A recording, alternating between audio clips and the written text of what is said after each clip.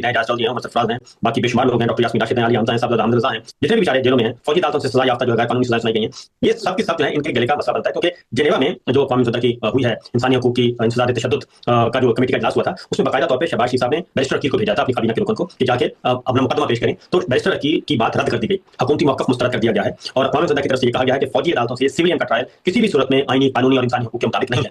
अगर आपने ये करना है तो फिर, बल्कि उन्होंने उल्टा कहा है, उन्होंने कहा कि जो फौजी अफसर या कोई भी फौजी पर्सनल इन्वॉल्व होता है किसी सिविलियन के साथ, तो उसका मुकदमा सिविलियन अदालत में चलना चाहिए।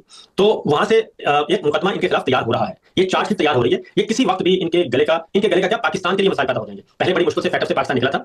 ये हर फोरम पे, इंटरनेशनल हर फोरम पे इनके खिलाफ जो है वो एफआईआर मौजूद है, सादा जुबान में बता रहा हूँ, वो किसी वक्त भी एक्टिवेट हो सकती है। क्योंकि इस वक्त इनका बहुत अच्छा चल रहा है कि वो सदर ट्रंप की तारीफों के सहारे ये जी रहे हैं, लेकिन वो किसी भी लम्हे खत्म हो जाएगा। जब वो खत्म होगा तो उसके बाद क्या बनेगा, नुकसान पाकिस्तान का होगा।